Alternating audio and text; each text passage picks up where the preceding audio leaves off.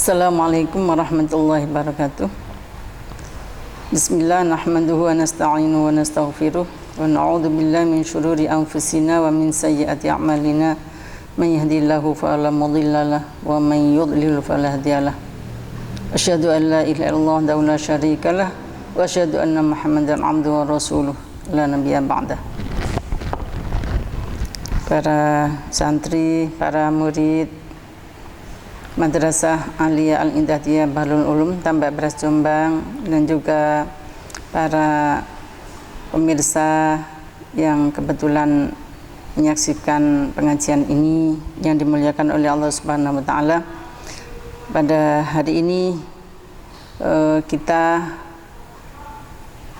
kelas 11 Madrasah Aliyah Al-Indahiyah akan memulai pelajaran tafsir sesuai dengan kurikulum yang sudah ditentukan, bahwa tafsir kita adalah menggunakan kitab Ruwa'iul Bayan, Tafsir Ayatil Ahkam, Tafsir Ayatil Ahkam minal Quran, Asy-Syaikh Muhammad Ali As-Sabuni, jilid 1. Dan tafsir kita adalah tematik, karena itu model pembelajarannya tidak urut seperti alif ba ta ta jim begitu, akan tapi tafsir kita adalah tematik, tema-tema tertentu, di mana untuk kelas 11 ini ayat yang kita pelajari adalah ayat-ayat munakahat.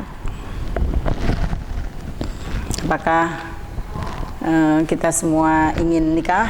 Ya, tentu saja itu adalah bagian dari sunnatul Rasul. Tapi jangan sekarang.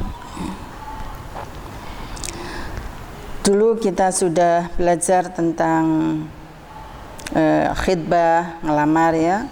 Kita juga sudah belajar tentang al-muharramat minan nisa, wanita-wanita yang diharamkan untuk dinikahi. Maka pada kesempatan ini kita akan belajar tentang ta'addudu zaujat wa hikmatuhu fil Islam. Al-Muhadarah Ar-Rabi'ah wal Ishrun. Kitab pembelajaran yang nomor 24 tentang poligami. Nah, kalau anak laki-laki ini senang kalau dijak bicara tentang poligami. Ta'addudu zaujat wa hikmatuhu fil Islam. Ya, judulnya seperti itu di dalam pembahasan ini, yaitu yang akan kita pelajari adalah surat An-Nisa ayat 1 sampai dengan ayat 4. Sebelum memulai pelajaran ini, marilah kita mulai dengan tawassul. Mudah-mudahan kita diberi ilmu yang manfaat oleh Allah Subhanahu wa taala. Ila hadratin Nabil Mustafa Muhammadin sallallahu alaihi wasallam wa ala alihi wa ashabihi wa ahbabi azwaji wa dzurriyyatihi wa ilatihi wa ila jami'il mu'minina wal mu'minat wal muslimina wal muslimat al haya'i minhum al mat wa ila jami' masyayikh badil ulum wa muassisin bahdil ulum wa sallam muassis hadil madrasah Syekh Ahmad Nasrullah Abdul Rahim wa sallam mu'allif hadal kitab Syekh Muhammad Ali As-Sabuni wa li jami'i syayikhina wa syayikh masyayikhina wali ridha illahi ta'ala bi syafaati Rasulullah sallallahu alaihi wasallam. Lahumul Fatihah. A'udzu billahi minasyaitonir rajim. Bismillahirrahmanirrahim. Alhamdulillahirabbil alamin arrahmanir rahim maliki yaumiddin. Iyyaka na'budu wa iyyaka nasta'in ihdinas siratal mustaqim siratal ladzina an'amta 'alaihim ghairil maghdubi 'alaihim waladdallin. Amin. Sekali lagi, ini adalah tafsir Ruwa'iul Bayan Muhammad Ali As-Sabuni, juz 1 halaman 296, Al-Muhadarah Ar-Rabi'ah wal Ishrun, muhadarah yang ke-24 tentang poligami. Ta'addudu zaujat wa hikmatuhu fil Islam. Poligami dan hikmahnya di dalam Islam. Nah, ini kita belajar surat An-Nisa sampai mulai ayat 1 sampai ayat ke-4. Yang sesungguhnya apabila kita baca satu kelompok ayat-ayat Al-Quran yang surat An-Nisa ayat 1 sampai ayat 4 ini sebetulnya lebih berbicara tentang bagaimana memperlakukan hartanya anak yatim. Dan kemudian di situ ada pembahasan tentang kalau tidak menikah dengan anak yatim, ya nikahlah dengan wanita yang kamu sukai, boleh 2, 3 atau 4. Jadi masalah bab ta'adduduz zaujat itu sesungguhnya adalah nyelip di dalam pembahasan harta waris yang dimiliki oleh anak yatim. Makanya itu oleh para ahli gender, ya, ayat ini kalau dijadikan sebagai dasar untuk poligami gitu, ini dikritik oleh orang-orang aktivis gender, ya, karena 4 ayat ini yang merupakan satu kesatuan satu kesatuan, satu tema, itu adalah kaitannya dengan lebih membicarakan tentang hartanya anak yatim. Nah, mari kita bahas nanti. Sebelumnya kita baca dulu ayat ini. A'udzu billahi minasyaitonir rajim. Bismillahirrahmanirrahim. Ya ayyuhan nasu ittaqu rabbakumul ladzi khalaqakum min nafsin wahidah wa khalaqa minha zawjaha wa batha minhuma rijalan katsiran wa nisaa'a wattaqullaha alladzi tasaaluna bihi wal arham innallaha kana 'alaikum raqiba. Wa atul yatama amwalahum wa la tatabaddalul khabitha bit-thayyib wa la ta'kulu amwalahum ila amwalikum innahu kana huban kabira. Wa in khiftum alla tuqsitu fil yatama fankihu ma taba lakum minan nisa'i mathna wa thulatha wa ruba'. فإن خفتم ألا تعدلوا فواحدة أو ما ملكت أيمانكم ذلك أدنى ألا تعولوا وآتوا النساء صدقاتهن نحلة فإن طبن لكم عن شيء منه نفسا فكلوه هنيئا مريئا. Pada hari ini kita akan bicara dulu ayat pertama. Kita mencoba memaknani,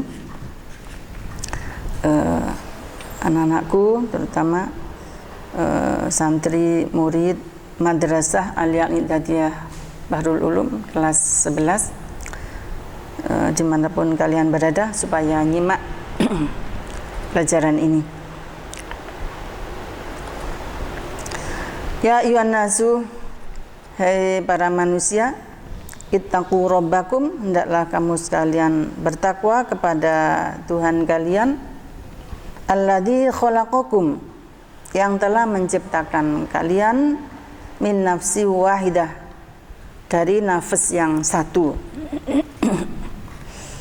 wa khalaqa minha zawjaha, dan dia Rob dia menciptakan pasangannya darinya juga, wa khalaqa minha zawjaha, dan dia menciptakan dari nafsin wahidah juga pasangannya. Nanti akan kita sampaikan tentang pendapat para ulama tentang makna minha di sini. Wa batha minhuma rijalan katsiran wa nisaa, dan dari dua nafas itu, atau dari nafs wahidah dan zaujaha, Allah menebar keturunannya laki-laki dan perempuan yang sangat banyak. Dan hendaklah kalian takut kepada Allah, dan hendaklah kalian bertakwa kepada Allah, alladzi tasaaluna bihi wal arham, yang kamu sekalian saling meminta atas nama Allah, wal arhama, dan takutlah kepada arham atau rohim. Maksudnya takut kepada arham itu jangan sampai memutus tali hubungan persaudaraan. Innallaha kana 'alaikum raqiba, bahwa Allah Subhanahu wa taala adalah zat yang sangat mengetahui secara detail atas kamu sekalian. Raqiba itu kalau para ulama maknani itu adalah niti-niti. Jadi mengetahui tidak hanya garis besar akan tapi secara detail. Pada kesempatan ini kita akan membahas tentang min nafsin wahidah. Para ulama, mayoritas para ulama menafsirkan nafsin wahidah itu adalah Adam dan zaujaha adalah Hawa. Itu kebanyakan para ulama seperti itu. Jadi menciptakan Adam dari nafas yang satu, dan Allah menciptakan juga pasangannya Adam yang terkenal dengan nama Hawa, dan dari merekalah kemudian lahir para manusia yang banyak sekali mulai dahulu kala sampai sekarang ini, baik jenis laki-laki maupun jenis perempuan, itu sama-sama dilahirkan dari keturunan Adam dan Hawa.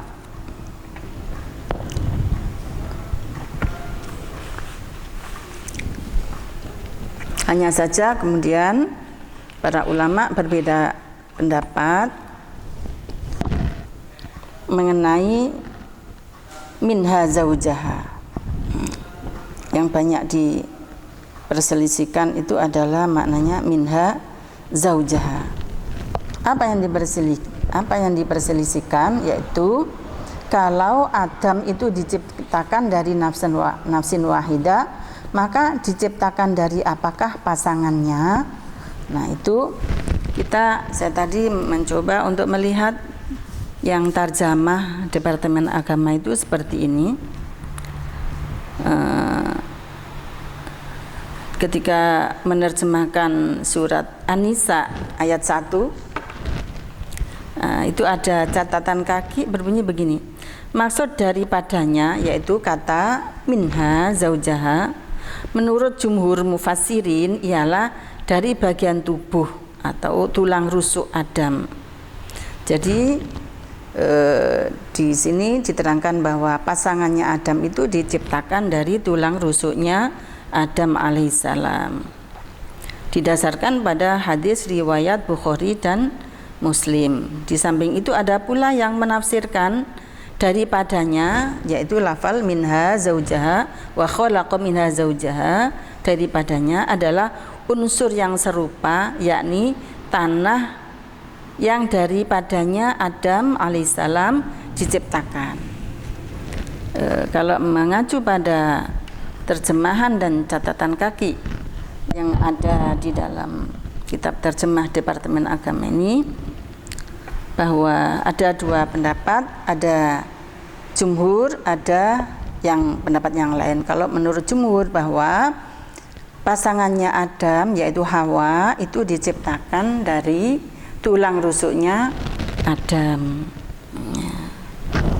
Tapi ada yang berbeda pendapat, yakni bahwa pasangannya Adam tidak diciptakan dari tulang rusuk, akan tapi dari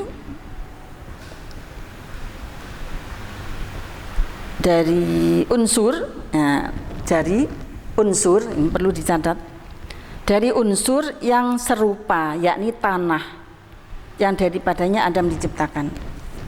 Jadi ada dua pendapat. Yang pertama bahwa pasangannya Adam, kalau betul Hawa maka itu adalah ya Hawa ya, pasangannya Adam kita sebut Hawa karena itu para ahli tafsir memaknani seperti itu. Adam dan pasangannya namanya adalah Hawa. Ada dua pendapat, ada jumhur, ada yang lain, ya, penafsiran alternatif ini. Ada yang mengatakan bahwa Hawa pasangannya Adam itu diciptakan dari tulang rusuknya Adam. Ada yang berpendapat bahwa pasangannya Adam yaitu Hawa itu diciptakan dari unsur yang lain yang sama dengan Adam. Jadi tidak dari tulang rusuk. Ya, penafsiran ya boleh saja, karena Al-Quran itu bisa ditafsiri dengan macam-macam penafsiran menurut ijtihad para ahli tafsir. Jadi boleh berbeda. Menurut para ahli tafsir, di sini saya juga membawa kitab Tafsirul Quranil Azim yang dikarang oleh Al-Imam Al-Hafidh Abil Fida Ismail bin Katsir Al-Qurashi Ad-Dimashqi yang terkenal dengan tafsir Ibnu Katsir. Itu beliau juga menafsirkan demikian, bahwa gini,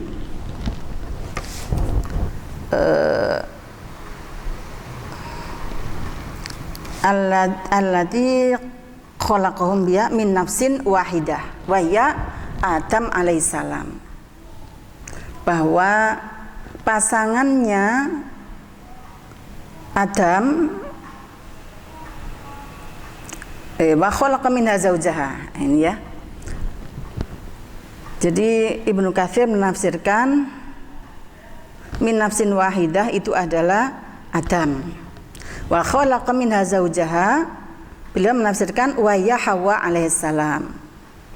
Khuliqat min dil'ihil aisar, bahwa Hawa pasangannya Adam itu diciptakan dari tulang rusuknya Adam yang sebelah kiri, min khalfihi, tulang rusuk sebelah kiri bagian belakang. Wa wa naimun, waktu itu Nabi Adam sedang tidur. Fastaiqadha, tiba-tiba terbangun. Faro'aha, maka Adam melihat sosok jenis kelamin yang berbeda, yang cantik. Fa'ajabathu, maka kemudian Adam tertarik padanya. Fa'ansa ilaiha wa ansat ilaihi, maka Adam tertarik pada makhluk yang ada di sisinya yang jenis kelaminnya berbeda, dan wanita yang ada di sisinya yang jenis kelaminnya tidak laki-laki seperti Adam tapi perempuan, yaitu Hawa. Wa ansat ilahi, Hawa tertarik juga kepada Adam. Ya, itulah mulai ada perkawinan, ya. Jadi termasuk asyariatul ula. Jadi syariat yang pertama itu adalah perkawinan, yaitu perkawinannya Adam dan Hawa.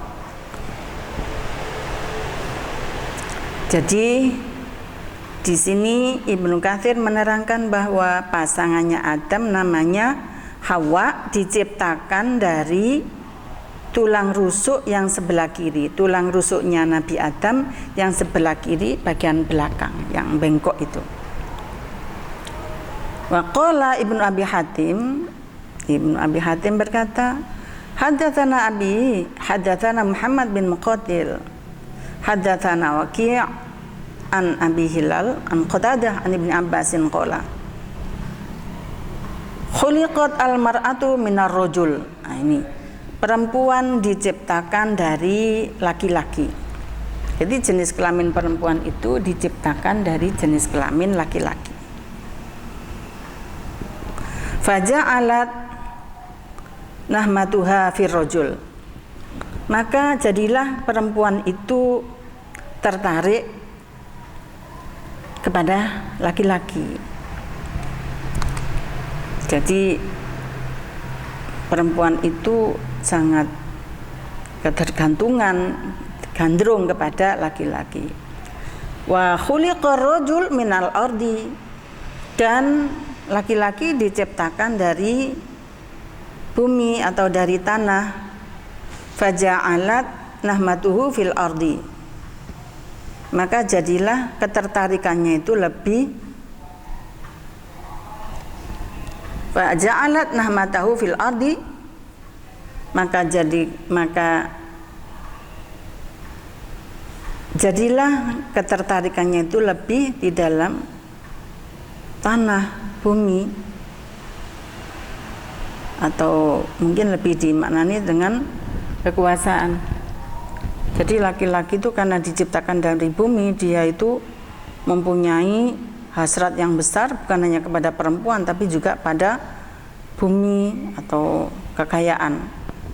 Fa'ahbisu nisa'akum, maka tahanlah istrimu. Katanya siapa ini? Riwayat yang dari Ibnu Abbas tadi, bahwa perempuan diciptakan dari laki-laki, maka perempuan itu tertarik pada laki-laki, dan laki-laki diciptakan dari bumi, dari tanah, maka jadilah laki-laki itu lebih tertarik kepada bumi itu. Mungkin yang dimaksud adalah kekuasaan, ya. Fa'ahbasu nisa'akum, maka tahanlah istrimu. Ya. Ada lagi hadis, wabil hadithi sahih innal mar'ata khuliqat min dhil'ain, bahwa perempuan itu diciptakan dari tulang rusuk. Wa anna a'waja syai' fi dhil'i a'lahu, dan bahwa yang paling bengkok dari tulang rusuk itu adalah yang paling bagian atas. Fa in dhahbata tuqimhu kasartahu, kalau kamu memaksa untuk meluruskan, maka kamu akan mematahkan. Fa in istamta'ta biha wa fiha iwaj, kalau kamu mau bersenang-senang dengan perempuan, ya silakan saja kamu bersenang-senang dengan perempuan itu, tapi ketahuilah bahwa di dalam diri perempuan itu adalah ada sesuatu atau karakter yang bengkok. Nah, itu karakternya apa itu? Dhil'un. Nah, ini rata-rata kitab-kitab tafsir itu menerangkan bahwa perempuan itu diciptakan dari tulang rusuknya Adam, sehingga perempuan itu begitu ketergantungan dengan laki-laki.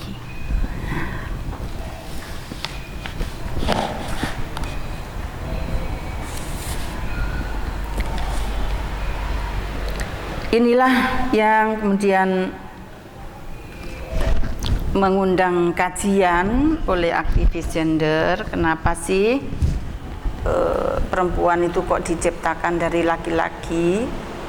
Padahal Al-Quran itu tidak menerangkan. Itu kan riwayat hadis-hadis yang mungkin rawinya masih kurang kuat, yang kebanyakan diriwayatkan oleh Abu Hurairah dia.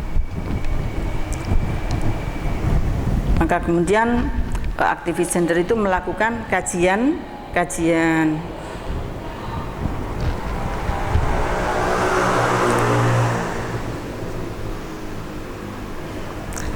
Misalnya Syekh Muhammad Rashid Ridho di dalam tafsirnya Al-Manar itu menerangkan, mengkritik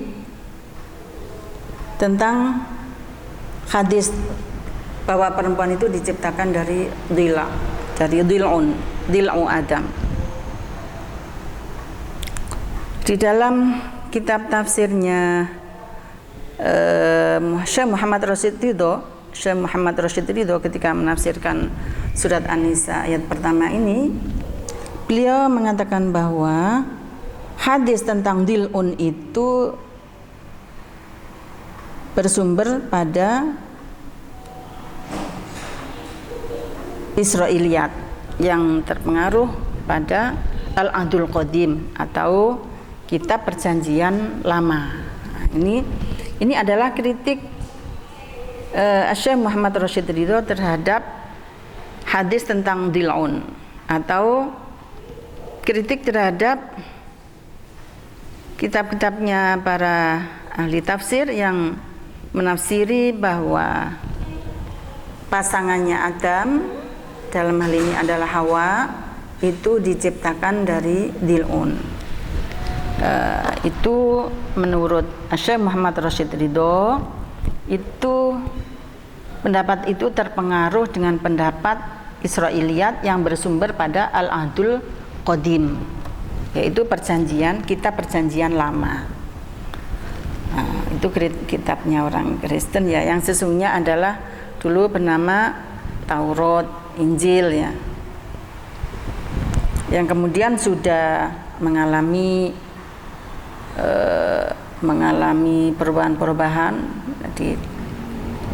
pada zaman Romawi itu, pada zaman kerajaan Romawi itu dirubah-rubah sehingga tidak asli lagi. Wallahu a'lam. Nah, ulama yang tidak setuju pendapat ahli tafsir tentang dil'un, ulama yang tidak setuju seperti Syekh Muhammad Rashid Ridho, yang tidak setuju pada pendapat yang mengatakan bahwa Hawa itu diciptakan dari tulang rusuk, mereka menafsirkan ayat wa khalaqa minha zaujaha itu bahwa zaujaha itu adalah nafsun akhor. Nafsun akhor ya, kalau tadi di dalam terjemah Departemen Agama ini dikatakan unsur yang lain. Jadi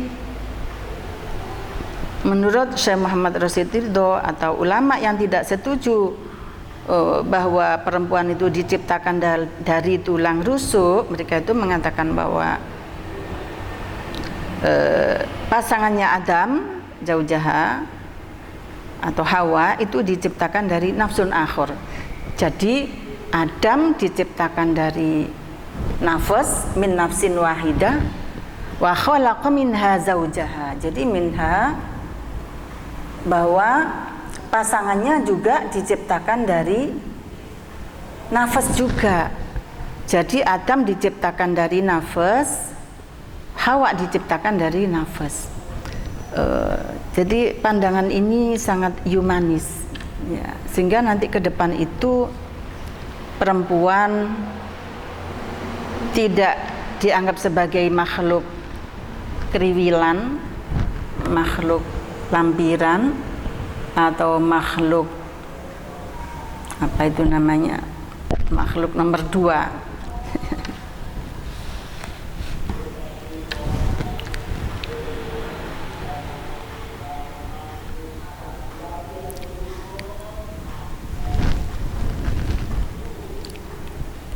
Jadi begini,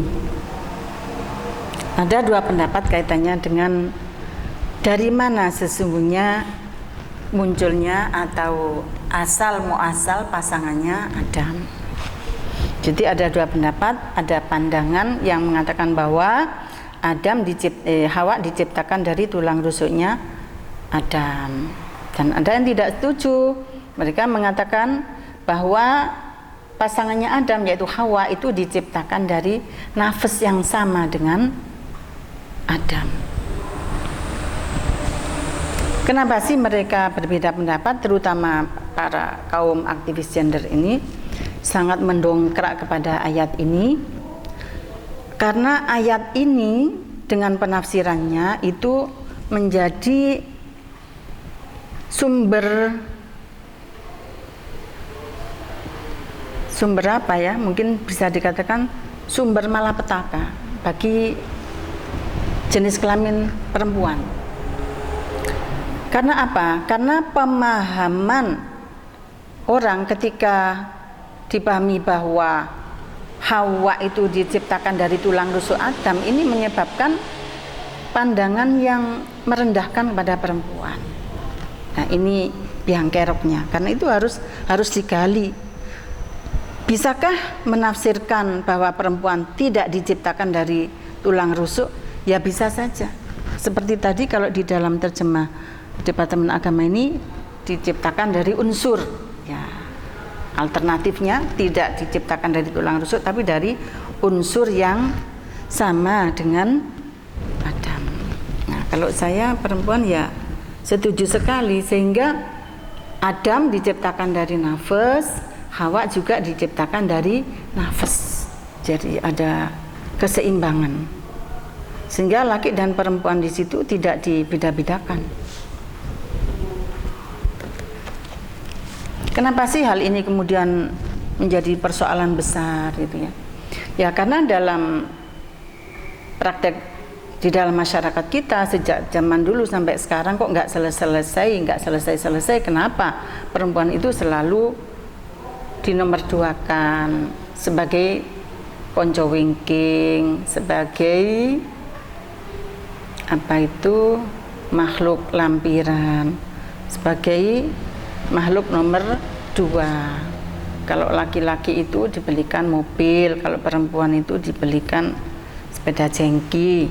Kalau laki-laki itu lebih pantas untuk mengakses tempat-tempat yang di depan atau rumah yang paling depan atau tempat duduk yang paling depan, sementara perempuan itu hanya pantas untuk mengakses rumah di bagian yang belakang yang sangat nyepit-nyepit di sekitar sumur dapur dan kasur.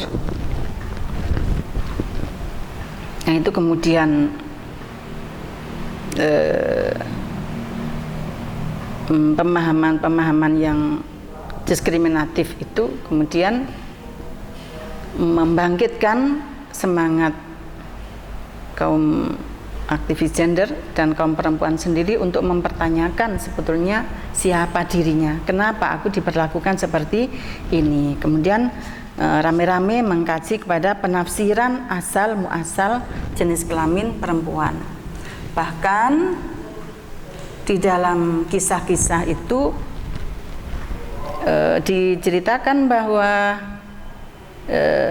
dalam kasus rumah tangga gitu ya, kasus rumah tangga kalau ada perpecahan atau cekcokan di antara suami istri itu seringkali yang dipersalahkan itu adalah perempuan. Nah ini itu dampak-dampak sosial dan dampak-dampak psikologis dari penafsiran itu. Penafsiran karena perempuan itu diciptakan dari keriwilannya, tulang rusuknya Adam. Kemudian agar supaya tidak menimbulkan pandangan yang diskriminatif tentang jenis kelamin, maka dicarilah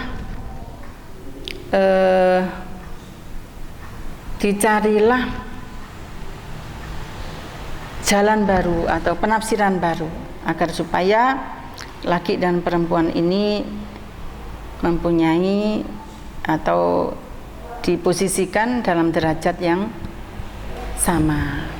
Maka dicarilah tafsir alternatif. Nah, tafsir alternatif itu bahwa Hawa tidak diciptakan dari tulang rusuknya Adam, tidak diciptakan dari keriwilan tulang rusuknya Adam, akan tapi diciptakan dari nafas yang sama dengan nafasnya Adam. Sehingga ada pemahaman yang humanis yang menganggap perempuan itu sederajat dengan laki-laki, bahwa Hawa sederajat dengan Adam karena sama-sama diciptakan dari nafas. Persoalan setuju atau tidak itu kan pendapat ya. Karena kalau kita bertahan pada pemikiran lama, pada penafsiran Dil-in tadi itu untuk dibawa kepada era sekarang ini ya memang sudah nggak tepat. Nggak tepatnya apa? Yaitu tadi karena menimbulkan pandangan yang diskriminatif dan misoginis terhadap kaum perempuan. Anak laki-laki biasanya nggak setuju dengan seperti ini. Ya nggak apa-apa, nggak setuju. Ingat kalau nanti kita punya adik perempuan, kita punya anak perempuan, sementara penafsirannya masih model-model penafsiran deal-in itu, ini menyebabkan ada dampak sosial dan dampak psikologis dan dampak-dampak yang lain terhadap adik-adik kita, anak-anak kita yang perempuan itu. Ya dalam kenyataannya kalau di perusahaan atau di pabrik-pabrik, di lembaga-lembaga apa, kadang-kadang perempuan itu dibayarnya lebih murah. Kalau laki-laki dikasih uang rokok ya misalnya, kalau perempuan tidak dikasih uang susur seperti itu. Anakku sekalian dan para pemirsa, bahwa sebetulnya ayat ini lebih berbicara tentang anak yatim ya. Tapi sekarang seringkali dijadikan dalil tentang jawazut ta'addud fi zawaj, diperbolehkannya tentang poligami, diperbolehkannya poligami, dan menggebu-gebu di dalam menjadikan ayat ini sebagai dalil untuk ta'addudu zaujat atau berpoligami.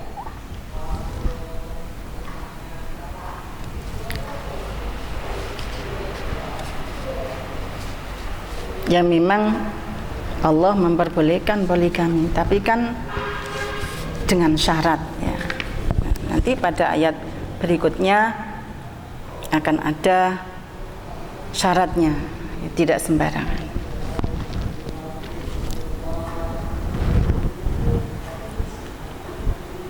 Kita lanjutkan.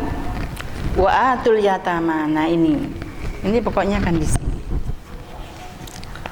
Jadi wa'atul yatama, dan berikanlah kepada anak yatim itu amwalahum, harta mereka. Ini nanti ada sebab nuzulnya kenapa ayat ini diturunkan, yaitu ada wali atau orang yang diamanati hartanya anak yatim, kemudian mereka tidak jujur. Wa'atul yatama amwalahum, berikanlah kepada mereka anak yatim akan hartanya. Wala tatabadalul khabitha bit-thayyib, dan jangan mengganti yang jelek dengan yang baik. Maksudnya punya kamu jelek, punya dia baik, itu kamu korupsi, enggak boleh. Wala ta'kulu amwalahum ila amwalikum, dan jangan makan harta mereka bersama dengan hartamu. Jangan kamu makan harta mereka sama dengan kamu makan hartamu sendiri, enggak boleh. Kata Allah, innahu kana huban kabira, itu adalah dosa besar, enggak boleh. Jadi ini nanti itu akan ada sebab nuzulnya ayat ini, bahwa ada seorang laki-laki yang ngasuh anak yatim perempuan. Setelah dewasa, perempuan yatimah ini tampak kelihatan tumbuh dengan cantik, tumbuh dengan baik, dan hartanya banyak. Kemudian orang yang diamanati tadi tertarik untuk menikahi perempuan yatim tadi, tapi dengan tidak memberikan mahar.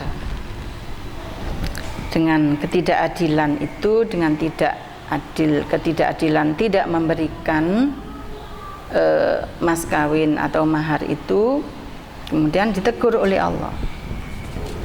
Jadi ayat ini sebagai teguran kepada para wali atau orang yang diamanati anak yatim itu supaya jujur dan menyerahkannya kepada anak yatim pada saat mereka sudah dewasa. Jadi tidak boleh dicampur aduk antara hartanya sendiri dengan hartanya anak yatim. Innahu kana huban kabira. Nah, bagaimana kalau misalnya lembaga atau panti asuhan itu ya, itu kan panti asuhan itu kan menggalang dana untuk pembiayaan biaya hidup anak yatim yang banyak di situ. Lah bagaimana dengan pengasuhnya di situ? Apakah boleh memakan atau mengambil harta dari lembaga panti asuhan itu? Ya boleh, sekedar ibaratnya itu sekedar ongkos lelah saja, tidak boleh berlebihan. Lah kalau misalnya panti itu punya mobil, apakah pengasuhnya boleh naik mobilnya? Ya boleh, tapi jangan sampai kemudian untuk kepentingan pribadinya. Jadi boleh untuk mengurus kepentingannya anak yatim. Ini lebih panjang lagi sampai ke bawah nanti berbicara tentang anak yatim juga. Nah, karena tidak bisa berbuat adil, maka Allah berfirman kepada orang yang tidak berbuat adil kepada anak yatim itu dengan firman-Nya, wa in khiftum alla tuqsitu fil yatama, kalau kamu sekalian tidak bisa berbuat adil terhadap anak yatim, fankihu ma tabalakum minan nisa, maka nikahilah wanita yang baik buat kalian selain anak yatim, wanita yang engkau anggap baik. Masna wa thulatha wa ruba, boleh 2, boleh 3, boleh 4. Nah ini nyelip di sini tentang masalah poligami, tapi di dalam kitab Ru'ayul Bayan ini justru poligami ini dijadikan judul utamanya.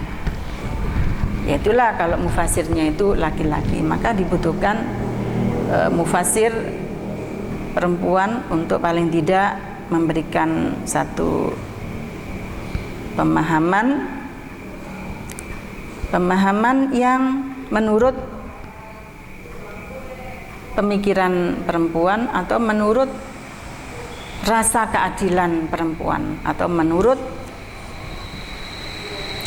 apa yang dianggap tidak merugikan perempuan gitu ya.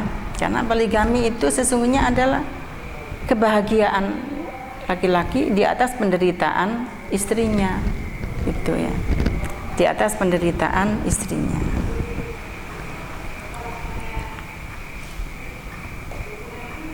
Dan orang poligami biasanya nggak ada yang adil.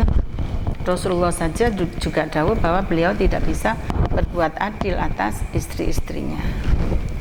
Nah kalau di sini Allah dawuhkan masna wa thulatha wa ruba, boleh 2, boleh 3, boleh 4. Itu bukan berarti hal yang luar biasa. Loh, kok poligami ya, kok boleh poligami. Ini justru yang luar biasa itu adalah yang tadinya pada masa zaman jahiliyah dan pada masa awal Islam orang yang nikah itu boleh berapapun. Bahkan Sayyidina Umar sendiri juga menurut riwayat itu istrinya itu 10. Ada yang orang istrinya itu 100. Maka yang kita lihat itu bukan 2 atau 3 atau 4-nya, tapi 10-nya atau 20-nya atau 25-nya atau 100-nya. Dari 100 atau orang yang punya istri itu 25 atau punya istri 10, minimal mereka istrinya 10 ya, itu ditekan oleh Allah sampai tidak poligami sama sekali. Jadi maksimal 4. Ini adalah sebuah tekanan dari Allah. Jadi yang kita lihat bukan 4-nya, tapi sebelum 4 itu tidak terbatas perkawinan itu. Sehingga pembatasan 4 ini adalah sesuatu yang luar biasa. Jadi yang kita lihat itu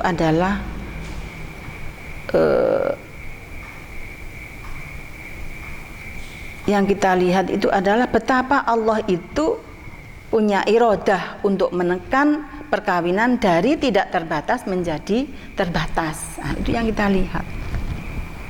Makanya di sini dalam ayat selanjutnya, fa in khiftum alla ta'dilu fawahidatan. Kalau kalian khawatir tidak bisa berbuat adil, maka ya nikahnya itu satu saja. Ini berarti Allah itu menghendaki untuk menghilangkan perilaku poligami. Mana dalilnya? Fa in khiftum alla ta'dilu fawahidatan. Tapi dalam acara-acara ceramah munakahat, ceramah pesta perkawinan, walimah itu, kalau ya itu dawuh mari mau idoh itu ya mesti yang diangkat itu masna wa thulatha ruba'nya. Sampai berhenti di situ. Enggak dilanjutkan dengan fa in khiftum alla ta'dilu fawahidatan. Kalau mufasirnya itu perempuan atau yang baca itu perempuan seperti saya ini, maka saya lebih menggarisbawahi adalah alla ta'dilu. Fa in khiftum alla ta'dilu fawahidatan. Saya lebih menggarisbawahi fawahidatan. Atau bahkan Allah lebih menekan lagi, au ma malakat aimanukum. Atau ndak kawin juga ndak apa-apa, cukup bersenang-senang dengan budak yang kamu miliki. Nah, gitu.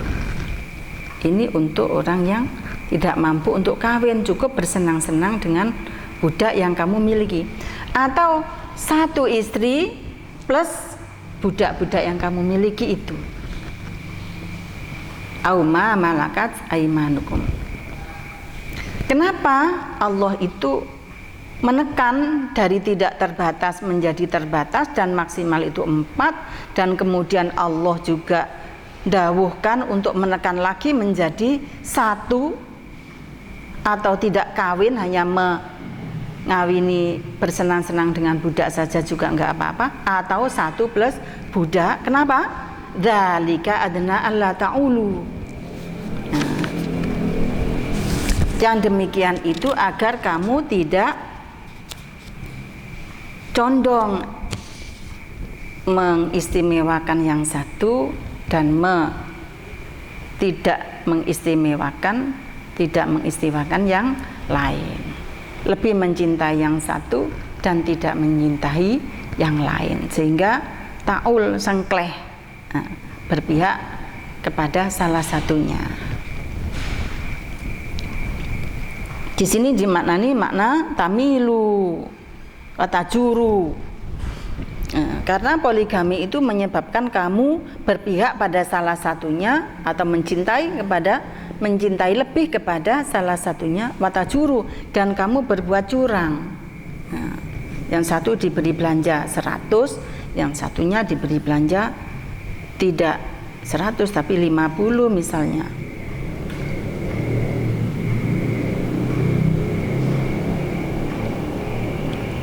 Pokoknya di dalam poligami itu rawan dengan dosa, tidak berbuat adil ya. Saya sarankan kepada anak-anakku sekalian, kelak kalau jadi orang dewasa dan menikah, nikmatilah istri yang satu itu sampai santai ya, sampai sehabisnya. Ini akan lebih kita untuk tidak berbuat curang, tidak berbuat curang, karena maknanya ta'ul itu adalah di sini tajuru, ada perilaku curang dalam poligami itu. Ya, gitu ya. Ingat pesan ibu ini supaya anak-anak damai keluarganya dengan satu istri, sehingga terbentuklah keluarga sakinah, mawaddah, warahmah. Dan di antara sesama anak itu, kalau ada anak dari ibu satu, anak dari ibu dua, itu kan juga ada masalah juga. Jadi ya anak ya satu ibu saja. Ini saran saya. Wa atun nisaa shaduqatihinna nihlah. Dan berilah perempuan itu maharnya sebagai sebuah pemberian, nihlah. Jadi tidak boleh kawin nggak pakai mahar itu ya. Al-hibah, al-atiyah itu maknanya nikhlah. Pemberian yang diberikan anti binafsin, ya dengan sukarela. Sing wedok yo rido, sing lanang yo rido. Makanya jangan memberikan mahar yang kamu sendiri nggak suka. Nikhlah. Jadi ini dalam tafsirannya nikhlah, an-nikhlatu al-hibatu wal atiyah anti binafsin. Jadi pemberian yang kamu itu suka, kamu itu suka atas barang yang kamu berikan itu. Jadi jangan memberikan yang kamu sendiri tidak suka kepada istrimu. Jangan memberikan mas kawin yang kamu sendiri nggak suka, kamu berikan kepada istrimu. Ditanya kalau mau nikah itu minta mas kawin apa, Dek? Misalnya baitin jamilin fi puncak, nah, itu nanti mas kawinnya hanya kunci saja dibawa. Dan nanti kalau ditempati bersama boleh enggak mas kawin itu? Ya boleh. Mana dalilnya? Fa in tibna lakum an syai'in minhu nafsan fakuluhu hani'am mari'ah. Kalau istri kamu itu berbaik hati kepada kamu atas sesuatu yang diberikan itu, misalnya berupa mobil dipakai bersama, rumah juga ditempati bersama, itu boleh. Kalau berupa makanan atau berupa benda apa dijual untuk dimakan bersama karena dalam kondisi sulit, fakuluhu hani'am mari'ah. Boleh kamu makan dengan cara yang baik, tidak boleh berlebihan, dientek-entekno tidak boleh. Jadi sekedarnya untuk menyambung kehidupan. Ya, sampai di sini kita sudah bicara tentang ayat yang diberi judul oleh Muhammad Ali As-Sobuni dengan ta'addudu zaujat wa hikmatu fil Islam. Kalau misalnya saya ngarang tafsir, lebih saya beri judul tentang hukukul yatama fil amwal, hukukul yatama fi amwalihim, gitu ya.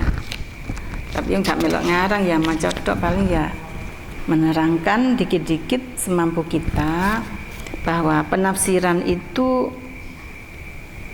boleh berbeda. Karena apa? Ya mungkin tingkat pemahamannya juga berbeda.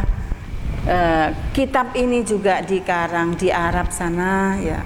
Kemudian kita baca di sini, kita terapkan di sini, tentu saja disesuaikan dengan kondisi alam di sini, kondisi alam masyarakat Indonesia, karakter masyarakat Indonesia.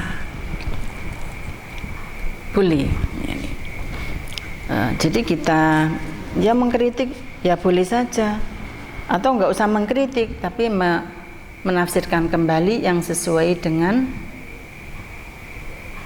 konteks zaman kita sekarang dan konteks makan tempat kita sekarang ini. Karena Al-Quran itu soleh likulli zaman wa makan. Ayat Al-Quran itu atau Alkitab Al-Quran itu layak dimanapun dan kapanpun dan dimanapun. Yang penting di dalam menafsirkan Al-Quran itu bukan untuk dengan nafsu ya, bukan dengan cara nafsu, tapi untuk mencari kebenaran. Nah, ini sebagai muqaddimah untuk Al-Muhadharah Ar-Rabi'ah wal Ishrun. Nah, ini ngaji online kitab kita, kitab Rawaiyul Bayan yang dikarang oleh Syekh Muhammad Ali As-Sobuni untuk kelas 11 Madrasah Al-Ya'nidiyah Bahrul Ulum. Mudah-mudahan dimanapun anak-anakku diberi sehat oleh Allah Subhanahu wa Ta'ala, jangan lupa jaga diri karena ini masih dalam suasana prihatin dengan corona dan lockdown ya. Mudah-mudahan kita termasuk orang yang bersabar di dalam menghadapi ujian ini. Terima kasih. Mari kita tutup dengan bacaan Al-Fatihah. A'udzubillahi minasyaitonirrajim. Bismillahirrahmanirrahim. Alhamdulillahirabbil alamin, arrahmanirrahim, maliki yaumiddin. Iyyaka na'budu wa iyyaka nasta'in. Ihdinas siratal mustaqim. Siratal ladzina an'amta 'alaihim ghairil maghdubi 'alaihim waladdallin. Alhamdulillahirabbil alamin. Allahumma fiqil aqim thoriq. Assalamualaikum warahmatullahi wabarakatuh.